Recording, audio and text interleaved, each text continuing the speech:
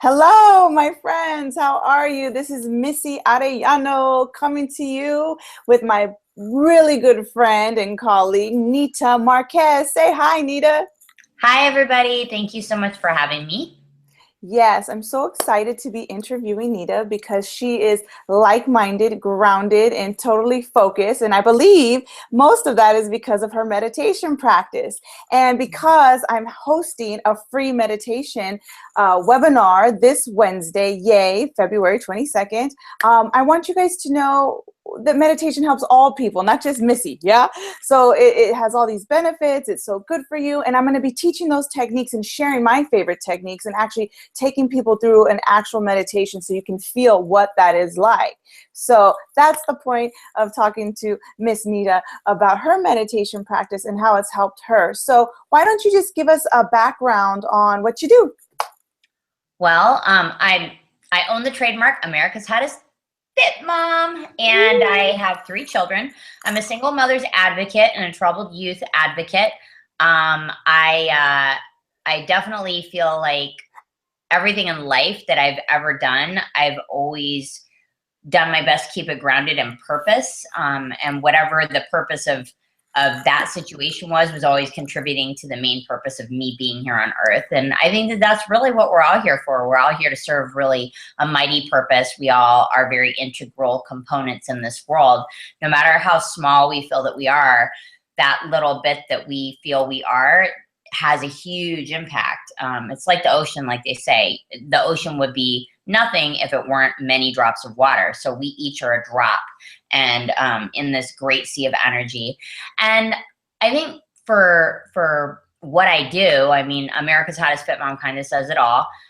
My purpose and my grounding point every day, knowing what my title is and what my company's about, is redefining hotness, redefining fitness, redefining motherhood, because everything through the world's view is a really vain, self-deifying sort of engineered perspective, right? And I think that with instinctively, with regards to being hot, it's all about, feeling great. It's not just about looking in the mirror and saying, "Oh, I'm a size 2 with double D boobs and I'm so hot." It's not about how much you can twerk. It's about, what's in here and what can you work with this. That's what makes any woman hot, is what's in her mind and her soul. And of course, your body emanates energy too. It's how you care for your body. It's not so much the aesthetics of it. And the aesthetics are a reflection of how much care you put into it, with your eating, your nutrition, exercise, all that. So that's hotness. And then fitness, obviously, all tied into the same things. And then motherhood. And there's so much of this helicopter parenting, which is kind of creepy. It's so weird. And just all the stuff that you see with parents kind of using their kids to allow themselves to like shine an image through their children. And it's really, our job as mothers and fathers are to our jobs are really they're not limited, they're really expansive, and it's all about being your best and leading with structure to help your child become their best, which is going to be different than your best because they have a different purpose, because they're in different bodies. So that's really what America's Hottest Fit Mom is. And then that's my background. And I'm an IFBB pro, retired IFBB pro. I competed in fitness. I was the national fitness champion. I have 2 state titles. I've done 35 shows in the entirety of my career. I've written 4 books and 2 have been published. And I do motivational speaking, and yeah, all of it relates back to being America's Hottest Fit Mom. Yay! Thank you for sharing your background. That's really cool. Yes, that's how I found you. I got help with posing, actually, my first show back, and I remember that was a really great experience. You really go above and beyond and have a Thank heart of you. gold, and so I love Thank that you. you're so loving and kind and motherly, right? You really are, even with your clients, and I feel so that. I appreciate that. Yeah, well, So you're let's all so much younger than me, so I enjoy no. being very motherly towards y'all. But Oh, the you're women that are my age, I like to empower them. But the women that are younger, I like to empower them and like just let them know they're loved and they're cherished. And this is a process to cherish yourself through. So I enjoy it. Thank you. Thank you. Yes, thank you. So let's see, meditation. So what was your first experience with meditation? I know you and I used to talk when we were trained. We'd really jive on the Joe Dispenza work. But I want to know, how did you find meditation? What got you into meditation? Did someone recommend it to you? Well, I've been on my own since I was 13. My mother was a drug addict. I didn't grow up with any formal education where metaphysics or even religion were concerned. The most I'd ever been exposed to anything spiritual was like my mom was like wanting to sleep on Sundays, so she'd tell us to get outside and get to the church bus so we could go spend the day at church and leave her alone. But I was on my own so young, and I was, through the trial and errors of learning through, firsthand experiences, which were obviously through a lot of mistakes, how to become a woman. You attract different types of situations in your relationships, and I didn't attract the healthiest people in my love life, and my husband, my former husband, the father of my 3 children, was he had a really high IQ, and he was an avid reader, and he read all this meditation stuff and all these metaphysical books. And I was just so intrigued. He was very charming. And, although we're no longer together, I'll always thank him for, although he doesn't practice a lot of the things that he taught me all this whole new world that I'd never been exposed to about metaphysics and meditation and what it does to your brainwave activity. And so from that perspective, from his perspective, I took a very technical approach to it, where it's like, well, if I do this, I can get my brainwaves to do this, and then I can create this in my world. And to some degree that worked. But I think when you're taking it to the law of attraction perspective, like, I'm going to meditate to get this, there's too much of a personal, like a human instincts kind of agenda there. And I didn't really understand that there was this whole other way of doing it. And that's what I came to learn through firsthand experience and trial and error after my divorce, which was really abrupt. I had never saw that coming. I thought that I would be with my husband for the rest of my life. And I thought we were going to lavish each other with this great life that we built together. And unfortunately, he wanted to lavish many other people with it. And I was astounded. And being from the streets like I was, psychotic and, vulgar, and I wanted to fight about everything, and, doing crazy things. And at some point I found myself completely alone, because that force of nature that I was is going to have an impact, but it's going to drive people out of your life, even people that love you, because like they can't be around you when you're that angry. And it was through the technical side that I knew about meditating that I came into learning more about just meditation as a calming effect. And I think through anger management, which was really necessary for me at some point, I think that really helped me to learn that it was really about my breathing and getting into my body and being able to go into my subconscious and pluck out things that had just been sitting there seething and breeding this toxicity into my body, and then breeding it into my life. And that is where I really feel like I made the biggest breakthrough for meditations. I think that they've become something more for me to keep plucking the garbage out of my garden. And I think that's been the biggest breakthrough for me, because it was less about what's in it for me, and more about what can I get out of me? Like, what's in here that's controlling all this? It's making all this chaotic. What's in here? Because our subconscious drives 95% of our decision making. So if our conscious mind is only doing 5% of it, willpower is only going to take us so far. It's what's underneath the willpower that we are not seeing, which is in our subconscious, that really authentic meditation practices are really going to help people to, and in my experience personally, helped me to, start getting rid of that ugly stuff that was driving most of my behavior and driving most of what I was creating out here. You see, when you meditate and you have certain thoughts, those thoughts have, you have neural nets and they're firing up. That's what a thought is. It's a bunch of neurons, we've woven together, and they create a neural net. And that neural net is filled with nerves that have these little signals, and they carry charges, which carry values, which emit a frequency when those thought processes, fire up over and over and over again through those neural nets. Then you're emitting a frequency, you're emitting a signal, and it carries a value.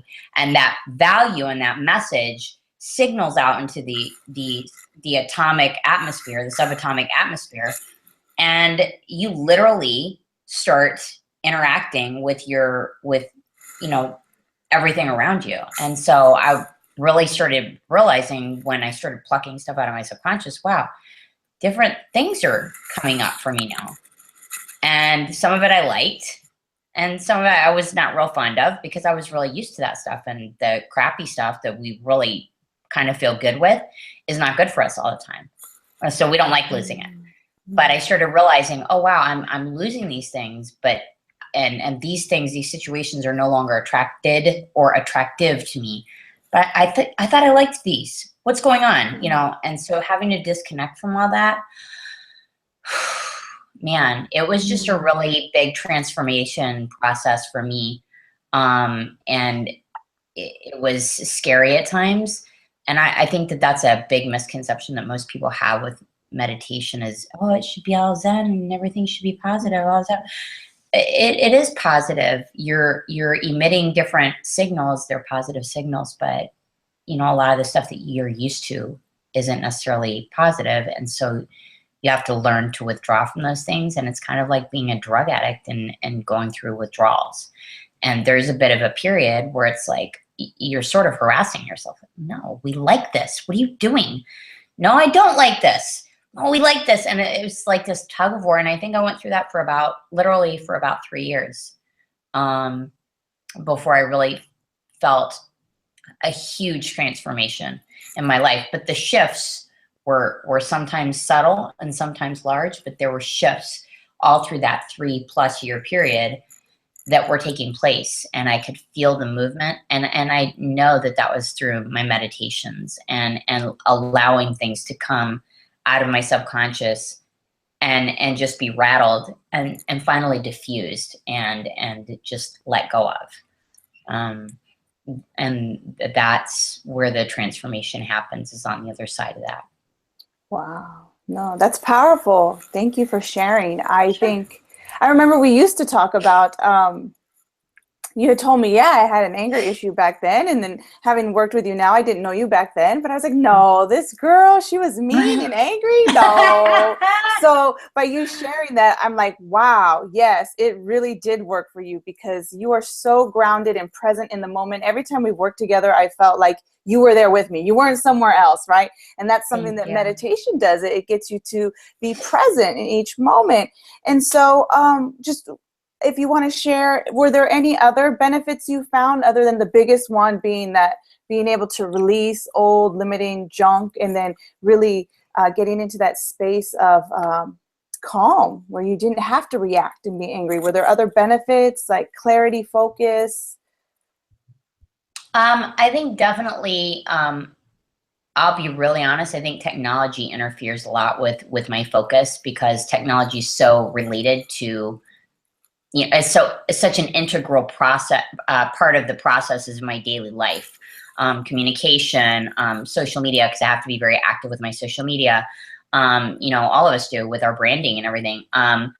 Making sure I'm returning texts, returning emails, getting documents signed and sent to my attorney for review, and then reviewing them myself, and then interacting by email with my attorneys over contracts, and then signing contracts, and all that stuff, because technology based, we're all technology now.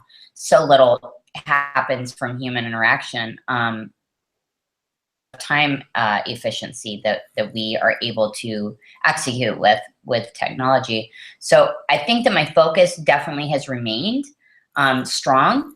With the meditations, it has definitely helped, but I almost feel like I have to do more reading and more meditating to counter the interference that technology is causing for my brain activity, focus wise. But I do feel the difference when I'm meditating versus when I'm not, because I'll be honest, you know, we all have breaks in it where we're not doing it as much as we were, you know, maybe 3-4 months ago, because we start getting comfortable, we're making progress, we start feeling transformations and shifts, and oh, okay, that worked, I'm done. You're never done. And so when I realized, ooh, yeah, I haven't been meditating, then I go back to it. I do notice definitely that it helps with my clarity and focus. And I think that the reason that it probably gets quickly is because of technology. But yeah, I think that's a big impact on my clarity and my focus, for sure, and my nerves, which you know, clarity and focus affects how nervous you get. I don't feel the blood boiling or the shaking. Like I had an incident recently at my gym with a new staff member that's there. And I don't work there. It's the gym that I work out at, or one of them. And one of the staff members, half my age, probably about my daughter's age, one of the management staff members, and had a little weird little vibe thing going on. And then there was a new manager that came in, you know, collaboration with that team member. And then they both were, you know, bullying, if you want to call it that, but they're both half my age, right? And I'm going, I thought, like, to stop. Don't girls stop hating each other when, like, women are like 40? Aren't we no longer intimidating? Because, like, I'm old now. Like, you don't have to feel threatened by me. But they were like being kind of weird. And so I was like puffing my chest up, because we're a bunch of alpha females at that gym, right? So I'm puffing my chest up. Back in the day, I would have been barking like a chihuahua with rabies. And, you know, my blood would be boiling every time I would go in face to face with people in a situation like that. This time I was just like, I didn't like it. I took a breather on it, and it was the weirdest thing. After about a week and a half, one of them, when I walked in, one of them said, oh, you know, said something really nice to me that day. I said, oh, thank you. And she asked how my day was, and I said, oh, it's really good, thank you. And nothing, I don't know what would have created this, but you know, I don't know why. I just felt moved right at that moment to go ahead and just say, hey, you know, I want to cut to the chase. This is what I'm feeling. And she's like, oh gosh, she's like, you know, she got somebody to come to the front desk, and she's like, let's go talk in my office. And she was really sweet. And she was like, yeah, I'm really sorry about any miscommunications, you know, blah, blah, blah, blah. And she communicated her scenario and her thoughts, and I communicated mine. It was this whole misunderstanding. And it was easily managed. Back in the day, I would have had her fired. I would have had her written up. I would have had the other one fired or written up, you know, and I would have just, and my blood would have been boiling the whole time, because that's the way that I operated back before. I know this is a long-winded response, but this is like a real life scenario. And I think because we all experience things like this, it's really important to understand that when we learn to breathe and be aware of our body, and then when we're aware of it and we start to love it, because, you know, when we're meditating, when we're breathing, we're also emitting signals. Those chemical messengers go through our central nervous system into the cells of our body.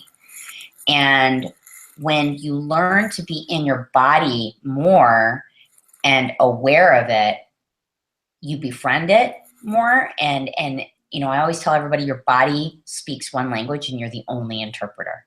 That's it. It's its own unique language, and you are the only interpreter. So you're the only one that can be in communication with that. So when you're learning to be present and breathe and which comes through, you know, for me, it's been years of practicing meditations with the right breathing exercises and breathing consciousness and body consciousness in terms of, you know, the realm of my body. All of that had an impact on that one scenario Whereas had it been 3.5, 4 years ago, and that would have happened, like I said, I would have had people's jobs, you know, or even if it had been 10 years before, I might have beat her ass out in the parking lot. Seriously, I mean, that's the way it's like, it's been stages of my life that I've gone through, and we all go through stages. And I'm not here to say that meditation is like the answer to everything, and all of a sudden you're going to meditate and 3 months to 3 years later, you're going to have this totally different life. It's like anything. It's work. It's consistency. It's just ongoing practice of doing it, and getting really avid with the practice, and getting really avid with what the practice teaches you. Because when you're present to what it's teaching you, you're getting the knowledge, and beyond the knowledge, it becomes conviction. It becomes part of who you are and how you operate. And now that's my joystick versus me having this auto joystick that was run by, you know, all these out of whack nerves in my body that were just completely disconnected with what I was actually present to, and which was emotion, which was reaction. And it was just all this chaos that I had no control over. But it's just been years of practicing the breathing exercises and the meditation, and learning to just take even 5 seconds to just breathe in and re-center and say, oh, but it's all good, Nita. It's good. And to really feel stress less versus my blood's boiling and I'm tense and I'm, you know, I don't vibe with that anymore. But I used to love it. I used to get off on it because it was like, it was how I lived. It was how I felt like I thrived. And I felt like I was more energetic when I was tense and when I was under pressure. And if somebody pissed me off, it was like spitfire, and it was entertaining for everybody, and it was funny. And oh, you should see Nita when she's mad. Don't piss her off. And it's like, you know, it's like the drunk that, you know, they have a problem, but it's like everybody laughs at them when they're drinking because they're the funny drunk. But that person's got a problem. You know what I mean? Like, that's how I was with anger. And so that's where, for me, it's made the biggest difference, because I always thought, well, I don't drink, I don't smoke, I don't use any drugs, and I was sitting on my little soapbox of perfection with my little crown of I'm better than everybody. And then when I'm sitting there alone with all this anger, I'm going, oh, wow, I'm really, like, seriously alone. And when, like I said, when I started those meditation practices after the anger management, I really felt like the breathing techniques leading into my meditations and learning to get connected with my body and calm everything. Boy, it's just made the biggest difference in how I relate to people and relate to the world, and what I want to see for everyone else, versus before I saw with vengeance what I now see with, you know, I don't know their whole story. And I don't need to, and it's not their job to, you know, inflict their pain on me. But I don't have to subject myself to it. There are ways to diffuse it, literally. And that's what happened. That's why I'm bringing up that scenario at the gym, because that's one of those situations where it could have gone either way. And I was the deciding factor in that. Yeah. And it's how I relate with my beingness, you know, that has the impact on those situations. That's beautiful. That's really wonderful that you've come so far and that it did that good stuff for you. So question, what is your favorite form of meditation? Is it just the breathing focus? Is there one teacher that you like better than the other?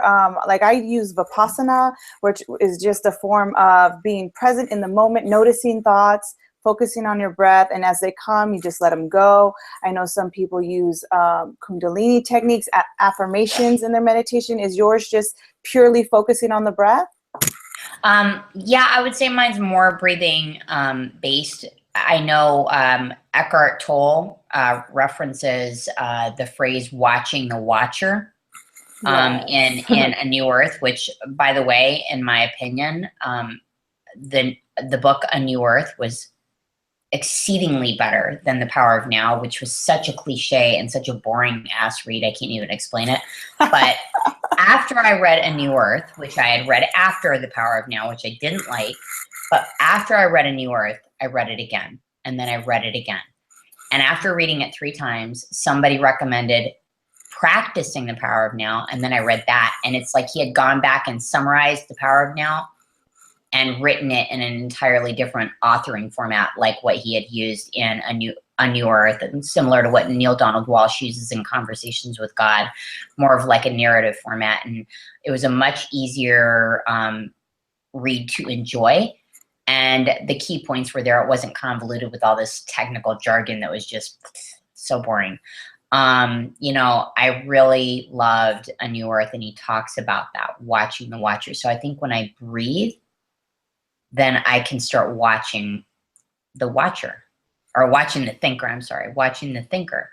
And so when I'm breathing, I'm watching my thoughts as they're like trying to manifest and move. And I think that's where the main component of control comes from for me, is just always breathing to where I can see that thinker in mode before they actually enact anything.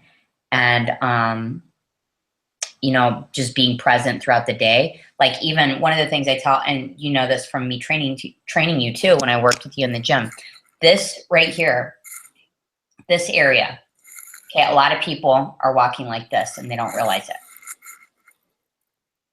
They're tensing all of this, and they don't realize it. They're just doing this all the time. And so I make it a point to tell everybody, push your shoulders down and pull the crown of your skull up. That's a big presence opener for me too, because you're lengthening that top part of the spine, and you're changing your energy when you do that. You're opening it for more flow, versus when you're doing this and all this is tense, you're really blocking a lot. So when you're able to see the thinker and keep the channel and flow open in that part of the spine, you're opening up the movement of the central nervous system. And so as you're trying to send better signals and stronger, more fluid, or more positive signals down into your nerves and your cells in your body, you're opening that channel of communication right there at the top of the spine, and allowing a lot more flow through the rest of the body, so that it's going to be a fluid, you have a fluid construct, so that there can be fluid movement from here down into the central nervous system, into the cells, versus it stopping up here. And then we can't understand why we're all tense in the neck sometimes. I don't ever have neck tension. I don't get back tension. Once in a blue moon, I get a little bit of blockage right in the right shoulder blade area. And I don't go to just get it worked out or whatever, like with a masseuse. I usually know that that's nerve related, and it's just me having not paid attention enough to my body in the recent weeks, maybe before. But I don't experience the kind of tense, that stressed feeling. Even when something bad happens, I'm just kind of like, my body's open and receptive to, you know, what's possible, versus, oh my God, this is happening. Ah, you know? Yeah, it's different. But I did have a hyperactive amygdala, to relate that back to the anger management. And that's just the part of your brain that's constantly sending panic signals into your body. And I did have a hyperactive amygdala, and the meditation has caused a lot of that activity to recess, literally. So that's been really positive. Pretty trippy to know that one part of my brain was a little bit hyperactive. Yeah. So that's great. The meditation helped you with that, and it works. And I love your journey that you kind of shared all of it, the good, the bad, the ugly. Yes. And you obviously have transformed, and it's working for you. So do you recommend, like, who would you recommend meditation to? Oh, pretty much anybody. I love one of the things that Eckhart refers to in the book. He says, if you don't, you know, everybody says they don't have, a lot of people say they don't have time to meditate. He's like, everyone has an extra 30 seconds. When you're walking out to your car, before you get your keys out to open the doors, just stop for 30 seconds. Just stop, loosen your body up, take a deep breath without tensing everything. None of that, just, and open everything and bring the air in, bring the oxygen into your body, and just let it open your body up, versus, you know, and when you do that for like 30 seconds and then just look up at the sky, it's really a majestic feeling. And that took 30 seconds to do that, you know? And I love that he says that, because that's maybe not full on meditation, but it's a really great way, to me, it has been a really great way to start, because it's that breathing consciousness that's everything. For me, just keeping flow, and quite literally, you do exactly that when you're paying attention to your breathing, because once you start paying attention to the breathing and you start watching the thinker, you're suddenly, it's more like you're out in a little rowboat and you're just getting a nice little rhythm with the oars and you're rowing, versus, what's going on? I just want to move. And you're not really moving anywhere. You're just sitting there frantic with these oars, just like bobbling back and forth in your rowboat, which is just weird. And You know, then I you wonder remember why that people girl. don't like you. What's that? I remember that girl. Yeah, I know her. man. Oh, wait, that was me. Oh, yeah. Well, I always tell everybody, you have to learn to make, I told you this even when I was doing your posing coaching, you have to learn to make friends with your alter ego. You don't want them to run the show, but you have to learn to make friends with them and pet them. And that's what you do. You don't dumb yourself down when you watch The Thinker. You don't dumb the crazy, erratic thought processes that want to do this. You just say, you guys are really tense.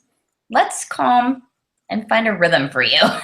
Because then when you can get that dialogue going, it's kind of like dealing with a crying baby. Once you get the baby to make eye contact with you and they see that you're present, babies feel that, they start to calm down. They feel your soothing love, right? And it's the same thing with your alter ego. So I gave my alter ego a name. I mean, she's pretty mischievous. I mean, I've had a lot of fun because of her, but it's not always been fun that's landed me in the right situations. But you know, her name's Sunny, and you know, I've just made friends with her, and when I'm watching The Thinker, you know, I'll know when it's her, and she gives me a coy little smile. I'll smile back, and I'm like, okay, but not right now. You know, it's just you learn to befriend that part of yourself, and I think that's another big thing with meditating is when you're watching The Thinker or paying attention to your breathing, you're becoming friendly with yourself.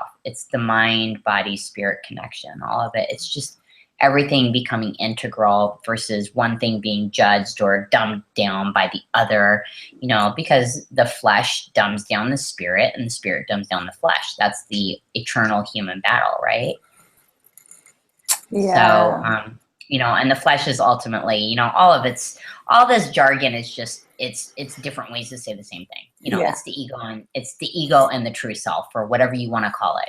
Sometimes I just say human. That's my human self. I would love to be this spiritual, you know, I do believe I'm a spiritual being having a human experience. But like you said, when you're in this body, you are operating in the physical world with a physical body, and you're going to follow those patterns. But like you said, that's why we meditate, so we can cultivate that awareness. So we're aware when we're being pulled this way by this past emotion or human thinking, ego thinking, and then you can see the truth, the bigger picture, and say, no, thank you for sharing. I'm going to go this way. Because for me, I decided I wanted to choose love. I want to choose peace, because for me, that's when my life flows too, right? That's when I'm grounded and my life is flowing.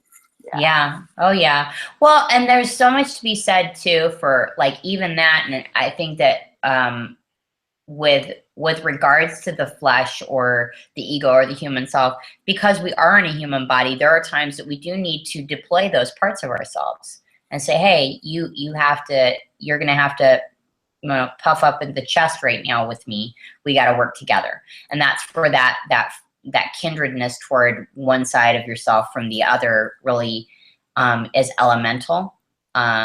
And I think that the watching the thinker thing, it's not so much about always just saying, I'm going to do it this way. It's about saying, hey, let's hold hands and let's work together. How can we make this really work? Because sometimes we do ultimately have to take a human path, and it's a means to the next level of self. That's where anger exists from, you know. I wouldn't be where I'm at if I didn't understand anger. You know what I'm saying? Right. So it's like I've rather than judging it, I've now just like, you know what? Sometimes you have a lot of valuable things to offer, and there's a lot of times where you dominating doesn't really work either. So let's work together. Let's temper this. And I liked what you said about, hey, I love what you're showing up to show me. I'm going to go this way. Or I love what you're showing up to show me. There's some validity there. Let's see what we can bring to the table from this side too. It's really, you know, we have to learn to coexist within ourselves, because if we can't coexist within ourselves, what are we expecting to do with other humans? Right, right. You know? So. Right.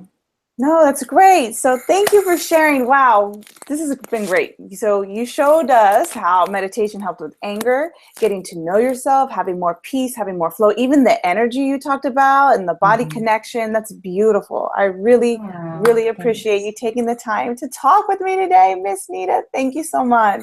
Well, I'm very proud of you and very happy about your journey and the things that you're not only becoming as a goddess, but you're really shining this message of love and truth and a path to inner peace with people through the way that you walk in your own life. And I love that. And I support it 100. I just think you're awesome.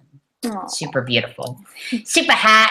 Oh, thank you. Still got a nice so booty much. too. You're so sweet. Yeah, we worked on that in the gym too. Thank you. Yeah, no, so absolutely. I really appreciate your time, and I really appreciate you getting that message out, because I want people to know meditation works for all kinds of people. There's all kinds of methods. So please, my friends, sign up for the free webinar training, okay, going down this Wednesday, the 22nd. I'll put the link in the comments below.